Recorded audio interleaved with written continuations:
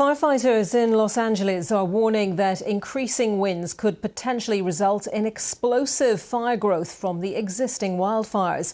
The mayor of Los Angeles, Karen Bass, said they were preparing for any eventuality. At least 24 people are known to have died and more than 20 are missing. Some fires continue to burn out of control. Emma Vardy reports. The debris still smoulders. Thousands of acres of damage still untouched by recovery teams. Today, roadblocks and patrols by the National Guard have visibly increased. There have now been more than 60 arrests in evacuated areas, mainly for looting and burglary. The criminals have decided that this is an opportunity, and I'm here to tell you that this is not an opportunity. You will be arrested, you will be prosecuted, and you will be punished to the full extent of the law. Some have lost more than possessions. One of the victims of the Palisades fire was 32-year-old Rory Sykes, a child actor from the 90s British TV show Kiddie Capers.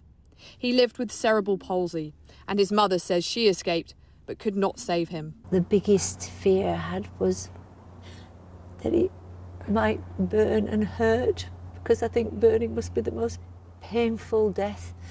And the fire department chiefs said, no, he will have died of carbon monoxide poisoning first.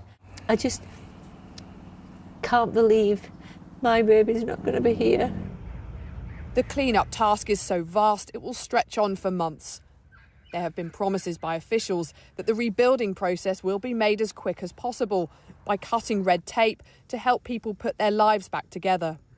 But there's frustration that in many places it's still too dangerous to start. And the job of rehousing people will take time. It will take months, if not years. I know that in Hawaii it took at least temporary housing to occur for a year. So we don't know what the situation will be here. All around, signs of the trauma the city has suffered as the fires overwhelmed communities. As people try to escape from the oncoming flames in this part of Pacific Palisades, many just abandoned their cars, and you can imagine the sense of panic. Many just appearing to have crashed into each other as they tried to flee. And you can see why they ran, because here's what's left after the fire reached this spot not long after. 23 people are still missing, and many addresses are still to be searched for human remains. Well, everyone in LA keeping a really close watch on the weather forecast. Let's look at that in more detail now and consider what it means for the firefighting efforts. I'm joined by Eric Holthouse, meteorologist and climate journalist at Currently Weather. Eric, thank you very much for joining us on BBC News. So what can LA expect as these winds strengthen again over the next couple of days? How strong will they get? Yeah, so thankfully the winds won't be quite as strong as last week, but in Ventura County, which is a little bit north of Los Angeles, the winds might be a little bit stronger this time around. But in the areas where the fires are still burning, it won't be quite as bad as we saw last week. Yet, according to what we saw from the daily update, the news conference earlier today, the authorities clearly worried about what that could mean for the fire spreading potentially, and could it affect the ability of those firefighting aircraft, to get up and drop loads of retardant and water? Yeah, absolutely. I mean, like, I should definitely say that last week was one of the strongest windstorms ever recorded in the Los Angeles area. So being not quite as bad as that is still pretty bad. I mean, in the exact words from the National Weather Service were, this is about as bad as it gets. So yeah, I think that the winds will be strong enough to keep some firefighting aircraft on the ground, unfortunately, and we'll continue to see no rainfall in the forecast looking out. So all these warm winds are just going to further dry the vegetation out for any spark that might happen to be in the wrong place at the wrong time. A combination of factors that really isn't good then for the firefighting efforts. I mean, beyond this next phase, Eric, of strengthening winds, is there any relief in sight for LA? Will the conditions become calmer at all?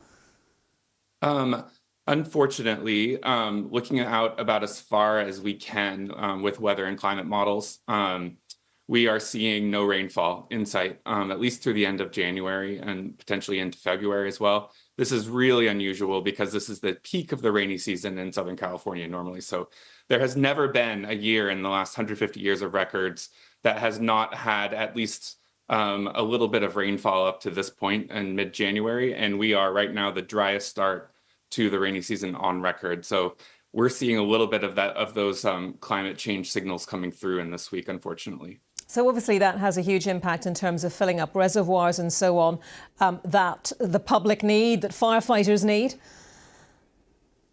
Yeah, I mean, I think that in this case, the amount of water that is available for firefighters is there. I mean, if needed be, they can use the scoops from the Pacific Ocean to drop water. But I think it's more about the actual vegetation, the landscape, the trees and brush that are just drying out with this very dry air, making it almost like matchstick kindling to burn.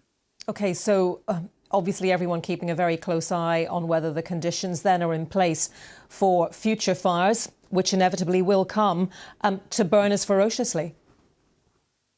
Yeah, absolutely. I think that what we're seeing right now is kind of a sign of, we've had 15 of the 20 most destructive wildfires in California history within the last 10 years. We're seeing that trend towards larger and more destructive fires as more people live closer into the mountains and to the brush.